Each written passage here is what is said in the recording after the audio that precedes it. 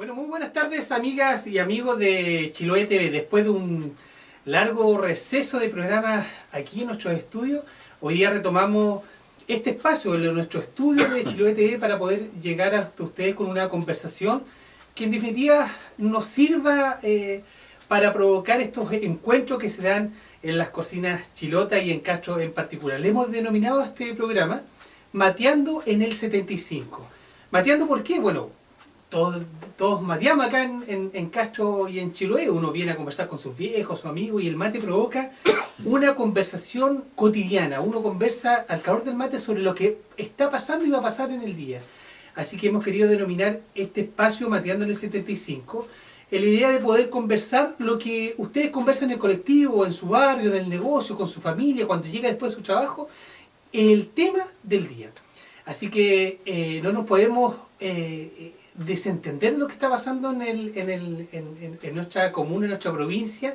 Y bueno, ya pueden ver a nuestro invitado, porque vamos a conversar justamente sobre el tema parlamentario. El tema parlamentario, que es el tema contingente de hoy día a nivel nacional. Creo que pocas veces se ha hablado tanto de la 10ª región de Chiloé en los medios de comunicación a raíz de las elecciones parlamentarias que van a realizarse en noviembre próximo. Hemos invitado hoy día al profesor Albán Mancilla, candidato a diputado, para conversar no solamente sobre el tema puntual de la campaña a diputación de él, sino por la situación hoy día que se encuentra en particular el Partido Socialista. Así que queremos darle la bienvenida, Albán, a este programa, a los estudios de Chiloé TV, para conversar un momento sobre tu campaña, pero también sobre lo que está pasando a nivel del Partido Socialista y a nivel de las elecciones en general. Gracias, Francisco, por invitarnos a matear. Una buena oportunidad para conversar siempre al calor de un rico mate. Se puede conversar de esta manera coloquial, distendida. Sí, Albán, yo quiero hacer un pequeño alcance. La Comisión Política del Partido Socialista está reunida hoy día. Así es. Ya se acaba de reunir hace un par de horas. Están en Santiago resolviendo el tema particular de, me parece, la región de los lagos y de los ríos, que es como el tema. Quiero dejar y cerrar este paréntesis para tocarlo luego. Primero me gustaría conversar sobre esta función o este rol que estás llevando hoy día como candidato a diputado, pero te quiero invitar a hacer un poco de historia. En la calidad tú eres profesor de historia, has hecho clases en un par de colegios, y contar un poco la trayectoria de Albán Mancilla. Quiero comenzar esta conversación con un pie forzado, como diría un folclorista. Yo recuerdo que tú me hiciste clase en 7º año en el Liceo Carolino Rivero, y me acuerdo en momentos duros de aquello, pero recuerdo, yo tengo una imagen, Albán Mancilla, con el profesor Aguilar, Carlos Gómez, profesores que estaban como a la vanguardia de ese tiempo de la dictadura. Se formó la GES. Cuéntanos un poco sobre ese episodio. Sí, una etapa, mira la contradicción, a pesar de los momentos terribles que eran aquellos, ¿cierto? Momentos de incertidumbre, de violencia, de inseguridad. A pesar de eso, yo tengo unos recuerdos muy importantes de esa época. Siento que con mucha gente, compañeros y compañeras, gente que no militaba en partidos, fuimos testigos y muchos actores, ¿cierto?, de lo que yo llamaría una epopeya política, que significa, ¿cierto?, sacar a la dictadura de Pinochet. Fue un trabajo gigantesco en el caso de muchos de nosotros, desde el día 12 en adelante, de septiembre, ¿cierto?, incorporándonos en las organizaciones donde estábamos o uniéndonos con otros a realizar trabajos destinados, ¿cierto?, a enfrentar a esta dictadura. Y esa época que tú recuerdas, que es la época del liceo, los momentos, ¿cierto?, de la GES, es una época muy importante para nosotros. Nosotros en el liceo creo que se reunió ahí un grupo interesante de profesores, profesoras, comprometidas con la causa de la libertad.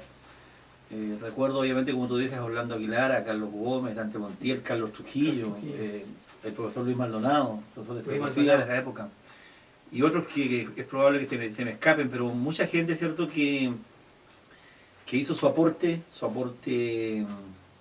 lleno de coraje, de valentía, porque eran tiempos difíciles. Pero como te digo, a pesar de eso, pudimos acometer esta tarea, yo diría con pasión, con responsabilidad. Dimos forma a lo que fue la AGESH, una organización tremendamente importante desde el punto de vista no solamente de organizar a los profesores chilenos, ¿cierto?, que tenían una visión de que era posible y era necesario y era una obligación moral enfrentar la dictadura, sino que también desde el punto de vista de su rol de ser como un nexo, un coordinador de los movimientos sociales que buscaban enfrentar a Pinochet. Yo quisiera aprovechar también de rendir homenaje, ¿cierto?, a quien durante largo tiempo dirigió la AGESH, a don Mario Uribe, líder, ¿cierto?, también de ese momento especial. Siempre los que estuvimos ahí lo recordamos con mucho cariño. Él hizo un aporte generoso no solamente por su responsabilidad, su prudencia, sino que por su compromiso profundo, ¿cierto?, de trabajar por la causa, como le digo, de la libertad. Hernán, ese tiempo, por supuesto, como profesor, acabas de mencionar algunas personas, pero en lo particular, también tu relación con el Partido Socialista era una relación de dirigente ya político. Así es, sí, yo era dirigente político del partido, obviamente tenía un rol interno, pasé periodos en la clandestinidad antes, luego ya por los años 80, 82, empezamos a aparecer una serie de actividades públicas, pero siempre mi responsabilidad tenía que ver con el frente interno del partido. Y nuestra primera tarea fue abocarnos a reconstruir el partido en Chiloé. Habían compañeros dispersos por toda la isla, ¿cierto? Desde que ¿A quién te recuerdas, por ejemplo, en Castro, en Chiloé, en lo particular, en esa época? Me acuerdo con mucho cariño, por ejemplo, de Carmelo Quinchen, un gran líder trabajador, ¿cierto?, del partido.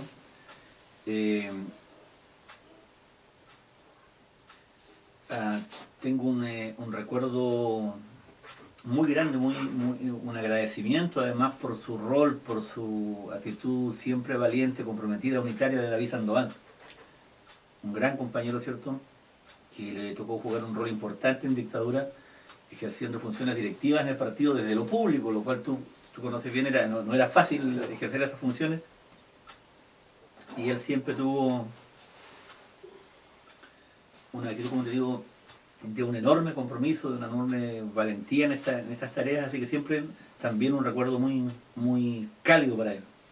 Se van formando también instancias que agrupan a las mujeres, no sé si recuerdas la agrupación de mujeres, ¿verdad? Así es. Una agrupación que reunía a las mujeres de izquierda en general y que le dan como una mística a este trabajo. Sí, ¿no? Solamente, claro, por un lado mística y lo otro, cuesta encontrar hoy día acciones tan unitarias, lejanas de todo sectarismo, ¿cierto?, donde había un objetivo central que era la lucha contra la dictadura, y allí se unían ciertas mujeres comunistas, socialistas, radicales, independientes.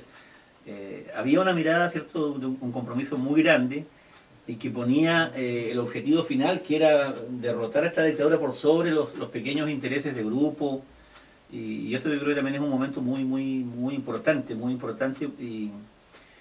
y además todo eso al alero de lo que denominábamos, Pancho, en esa época le llamábamos el Codepo, que ha tenido muchos nombres, ¿cierto?, que era el lugar físico donde el mundo de oposición a la dictadura, y en particular de la izquierda castreña y chilota, se reunía. Un lugar emblemático que uno que no puede dejar de recordar cuando pasa por ahí, ¿cierto?, que allí fue un centro neurálgico de la lucha en Chiloé y en Castro en particular en contra de la dictadura. El Partido Socialista, bueno, mucha relación con el Movimiento Democrático Popular, el MDP en esa época. Germán Correa, el chino Correa, me acuerdo que un par de veces visitó también la comuna de Castro. Así. ¿Qué rol jugó el MDP? ¿Qué rol jugaste tú en el MDP en esa época? Yo también fui dirigente local del MDP. Significó en principio, ¿cierto?, el trabajo compartido entre el Partido Socialista, el Partido Comunista, el MIR, otras organizaciones menores, que después se abre, ¿cierto?, y pasamos a dar forma a la Izquierda Unida. Se te recuerda que también fue otro referente que ya nos fue acercando a lo que era ya, yo diría, la etapa final de la dictadura. Se habían alcanzado algunos pequeños espacios de libertad que nos van a llevar finalmente al plebiscito, en donde nuevamente, ¿cierto?, dimos forma a la izquierda, al Partido Amplio de Izquierda Socialista, Partido País. No sé si te acuerdas también, que también tuve la oportunidad de dirigir a nivel provincial ese partido, que era, como lo dijimos siempre, un partido instrumental, que tenía un objetivo preciso, electoral, que era poder participar de estas elecciones organizadas por la dictadura. Aniceto Rodríguez y Manuel Vera, recuerdo que fueron los candidatos. Ellos fueron candidatos, claro, Manuel Vera fue candidato por el Partido País y Aniceto fue por el partido PPD, que también era un partido en aquel momento instrumental, claro. que después obviamente se quedó, pero Manuel, claro, le correspondió ser candidato del Partido País, apoyado por toda la izquierda chilena. Albán, hay un personaje, sin lugar a dudas, en esa época histórico, y quiero mencionarte a don Manuel Almeida, un hombre tan importante para la historia política de nuestro país. ¿Conociste a don Manuel Almeida? ¿Tuviste relación? Tuve la suerte de conocer a Manuel Almeida, ¿cierto?, en su condición de... Lo increíble es que Manuel Almeida no era un hombre de la política. No. El hombre de la política, el ideólogo más importante seguramente del socialismo chileno en los últimos 40 años, Clodomiro Almeida. Y Manuel estuvo dispuesto a asumir un rol dirigencial, ¿cierto?, de compromiso político sin ser del mundo de la política, en un momento tremendamente difícil. Y él, no nos olvidemos, fue presidente del MDP, fue perseguido, hubo que tenerlo, ¿cierto?, clandestino durante largo tiempo, dirigió al MDP desde la clandestinidad. Fue, diría yo, un ícono en el torno al cual logró unirse la izquierda, como teniéndola él como símbolo para enfrentar ese difícil momento. Y en paralelo, ¿cierto?, estaba Don Cloro, que obviamente es una figura gigantesca del socialismo chileno desde el punto de vista de su aporte, ¿cierto?, a la unidad de la izquierda, pero aporte también desde lo ideológico. ¿Qué ha sabido don Manuel en la actualidad? Él está absolutamente retirado de estas pistas, ya está en una edad ya mayor y abandonó, digamos, la política contingente hace varios años. Siempre usaste barba, ¿no? No. Hubo una época que lo usaba por periodos, así como en invierno, para proteger del frío, usaba más barba, y después la transformé ya en algo permanente. Es cómodo, no hay que estar afeitando todos los días, es una ventaja. Hay un efecto económico ahí. Claro. Albán, los hijos, ¿cuántos hijos ya? 4 hijos. 4 hijos. Sí. Hombres, mujeres. 3 hombres, una mujer y una niña, y así me pensaba que era una mujer. Sí. Y en esta líder de hoy día, en la actualidad, bueno, me imagino que te acompañan también en esta... Sí, tengo un apoyo en general de toda la gente cercana a mí, a mis hijos en particular, la familia en general, ¿cierto?, que nos apoyan muchos amigos, amigas, amistades y compromisos de proyectos políticos que hemos construido durante tantos años, los tiempos que tú recordabas ahora. Gente que permanece ahí, ¿cierto?, trabajando con nosotros, haciendo su aporte generoso. Y naturalmente, claro, es una tarea difícil, demandante, pero creo que vale la pena llevarla adelante. En la actualidad, en estos periodos recientes, Albán, llega el periodo de Erwin, se termina la dictadura, y en estos cargos, en estas responsabilidades políticas propias de esta época de MDP, como dices tú, Albán Mancilla pasa a ser también y a tomar algunas responsabilidades dentro del Estado, del aparato del Estado. Sí, pero bien tarde. Yo en los 2 primeros gobiernos no participé, digamos, me refiero, no participé de la cosa pública, no porque no hubiera querido. Yo creo que también había por ahí ciertos prejuicios de lo que podía representar Albán Mancilla desde una posición consecuentemente de izquierda, y obviamente tengo esa sensación de que no hubo espacio para nosotros, para algún sector de la política chilena, lo cual uno lo puede entender en un proceso complejo de transición. No tengo reparos a eso, ocurrió nomás, pero después, pasado el tiempo, claro, me tocó asumir roles ya a partir del gobierno de Lagos y luego con la presidenta Bachelet. Elwin y Frey, ¿seguiste haciendo clases? Seguí haciendo clases. ¿En qué colegio? A ver, yo trabajé en la escuela de Piruquina. Ya. Luego fui trasladado a la escuela Luis Uribe Díaz, en Castro. Pero antes había trabajado en el Politécnico, en el liceo Ramón Freire de Achao. Tuve la suerte de trabajar allí. Trabajé en el IER también, ¿cierto?, una etapa muy linda de mi vida, una hermosa experiencia haber trabajado en el IER y en el Ramón Freire de Achao. Y como te digo, pero en ese periodo que estamos comentando, claro, exclusivamente a la docencia y sin abandonar obviamente mis responsabilidades políticas, que incluyeron además ser dirigente del Colegio de Profesores, primero como secretario provincial y luego como presidente provincial del Colegio de Profesores. No estuvimos, digamos, ajenos a la cosa pública ni al compromiso social y político. Estuvimos ahí donde las papas queman. Albán Mancilla, un socialista, podríamos calificarlo de tomo y lomo, que pertenece a esta historia del Partido Socialista de Chiloé. Albán, en esto tomar responsabilidad dentro del gobierno, fuiste Seremi, me mencionaba, ¿no? Fui Seremi, claro, fui primero provincial de educación, luego Seremi de educación en el primer año del gobierno de la presidenta, y luego se me llamó, ¿cierto?, a asumir como gobernador de Chiloé, donde estuve 3 años hasta que terminó el gobierno de la presidenta Bachelet. En esos 3 cargos, 2 ligados directamente a la educación, provincial de educación, Seremi de educación, y luego gobernador ya un cargo más político, más de confianza directa con el presidente, con el gobierno propiamente tal. ¿En cuál de esos te sentiste más cómodo o te pudiste realizar más? Pero la verdad que desde el punto de vista de la comodidad, obviamente en aquellos que tenían que ver con lo que yo manejo mejor, que era el tema educación, a través de la elección provincial o como Seremi, pero desde el punto de vista de la responsabilidad, de sentir que era un aporte, ¿cierto?, al exitoso gobierno de la presidenta Bachelet, creo que allí hicimos un trabajo de equipo muy interesante. Asumimos, ¿cierto?, con mucha fuerza ese sentido de escuchar, de generar participación, de trabajar con las organizaciones. Es decir, fue un momento muy interesante, muy importante, porque creo que todos los que trabajamos con el gobierno de la presidenta Bachelet sentíamos que estábamos haciendo un aporte al país, que había allí un proyecto político que desgraciadamente claro, cuando es tan corto el tiempo en que se desarrollan estos gobiernos, que en 4 años no siempre es posible, ¿cierto?, desarrollar a cabalidad un proyecto, pero hubo ahí elementos de un proyecto político interesante que se llevaron adelante, obviamente, en distintos aspectos, fundamentalmente, ¿cierto?, creando un sistema de seguridad social, a mi juicio, tremendamente interesante, y que debe volver a retomarse. Yo creo que la línea debe ir por ese lado. El combate contra la desigualdad requiere efectivamente de gobiernos que le pongan el acento ahí, por ahí en el tema social. Para la gente que nos está viendo en sus casas, un cargo de gobernador o Seremi, pero en particular el gobernador es representante del presidente en este caso en nuestra provincia.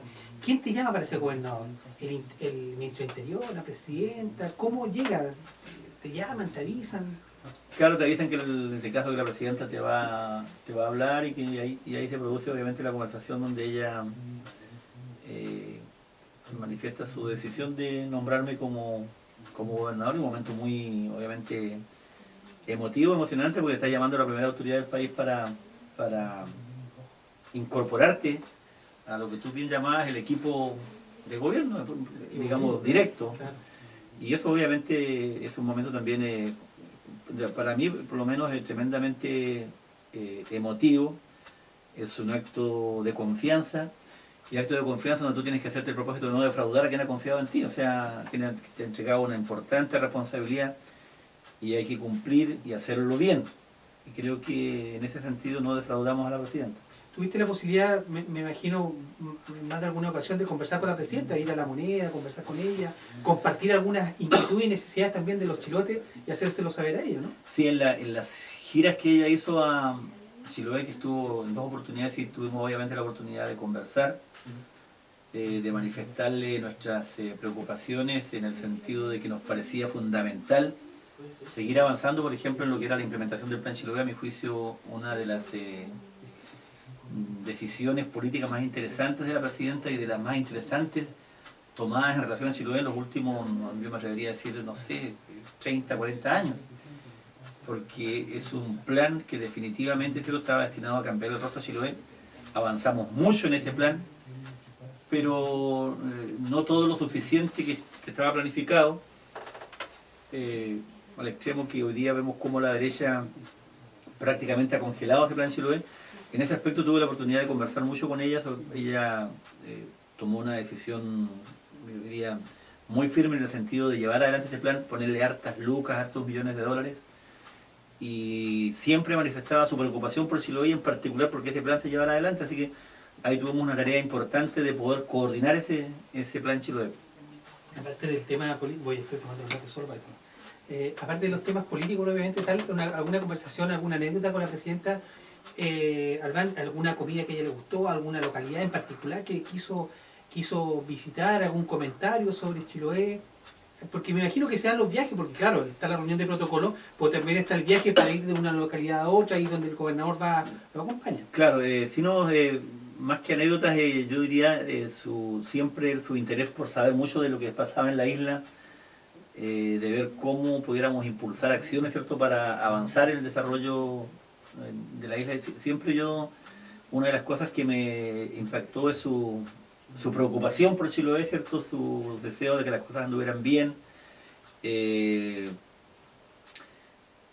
importaba mucho la participación. Yo recuerdo, por ejemplo, en el tema de los gremios, sabe que eran gremios, yo diría que tenían un fuerte componente político, que incluso ejercieron acciones de fuerza frente a temas del Plan Chiloé. Ella siempre tuvo una actitud de comprensión y de entender de que en estos temas avanzábamos todos juntos. Yo creo que eso es lo más importante que me pareció en ella, que había un sentimiento de cariño por Chiloé, siempre lo noté de parte de ella. ¿Cuánto tiempo de gobernador? 3 años. 3 años, y con un equipo formado, me imagino también que se crean relaciones de amistad también. Claro, armamos un equipo. Yo estoy muy agradecido del equipo que teníamos en la gobernación, de la responsabilidad de cada uno de ellos, un gran equipo para llevar adelante la gestión, porque hay una gestión que es interna, ¿cierto?, que hay una serie de parámetros que se miden de gestión interna, pero también una gestión hacia afuera, que tiene que ver, por ejemplo, con cómo coordinamos, porque el gobernador es el coordinador de los servicios públicos en la isla, entonces tenemos que preocuparnos de lo que hace vialidad, desde el punto de vista de los caminos, cómo nos preocupamos de avanzar en los temas de salud, y cómo coordinábamos una cosa que era gigantesca, que de repente no se nota, pero coordinar el Plan Chiloé, cuando estábamos construyendo, por ejemplo, 22 postas, estábamos preocupados de 7 rampas, de ver cómo avanzábamos en el tema caminos, puentes, proyectos de agua potable rural. Es decir, esa era una tarea demandante, pero que hacíamos con mucho esfuerzo, responsabilidad, pero también con mucho cariño. Y ahí yo sé, como te digo, ahí uno valora el magnífico equipo que teníamos en la gobernación, equipo que de alguna forma también se fue diezmando, fueron varios de ellos despedidos durante este gobierno.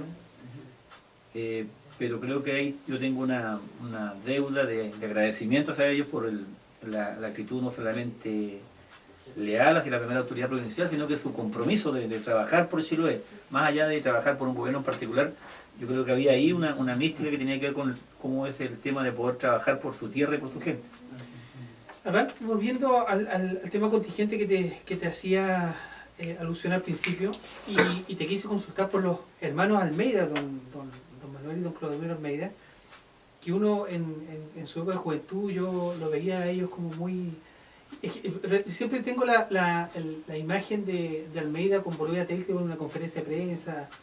Tenía yo esa imagen de estos viejos políticos del país. ¿Qué análisis hace Albán Mancilla hoy día de la situación del Partido Socialista? En lo particular, mucha gente vio el último programa de Estado Nacional. Hemos visto las declaraciones cruzadas con más y menos nivel en los medios de comunicación entre los socialistas. ¿Cuál es la opinión de Albán Mancilla hoy día sobre esta situación? Yo creo que, mira, la verdad que estos últimos días y horas han sido, tengo que decirlo con todas sus letras, no solamente de incertidumbre, yo diría de pena por lo que está ocurriendo. A mí me parece de que una parte importante que tiene que darse dentro de las organizaciones políticas, en los pactos, en los propios partidos, ¿cierto?, tiene que ver con la amistad cívica, con el respeto, ¿cierto?, al otro. Y a mí me da la impresión que en estos días ese respeto hacia los otros se ha dejado de lado. Uno puede discrepar del otro en el fondo y en la forma, pero no creo que sea necesario denostar, insultar para imponer sus términos. Y eso hace entonces que mucha gente hoy día rechace la política en circunstancias que lo que hay que rechazar son ciertas prácticas políticas. Tú comprenderás, y lo comprenden quienes nos miran y nos escuchan, no es posible avanzar en construir sociedades más justas, más solidarias, si no tenemos política, es decir, la anarquía no gobierna en ninguna parte. Y si gobierna es efímero y malo. Entonces necesitamos nosotros organizaciones políticas fuertes y la política es un instrumento obviamente para construir cambios. Y entonces lo que hoy día ha estado fallando son los políticos a mi juicio. Me parece que hay una especie de ruptura, de desconexión entre los políticos y la gente desde el punto de vista de no entender ciertas cosas. Pero cuando la gente dice la política, yo defiendo la política y la voy a defender a ultranza, me parece que no es, insisto, no hay fórmula todavía inventada que permita a los países, a las naciones organizarse, sino es a partir de las construcciones políticas. Insisto, la anarquía, la locura, la tontera no gobierna. Pero estamos conversando con Albán Mancilla, candidato a diputado por el Partido Socialista aquí en Mateando en el 75 en Chiloé TV, con dos auspiciadores. Uno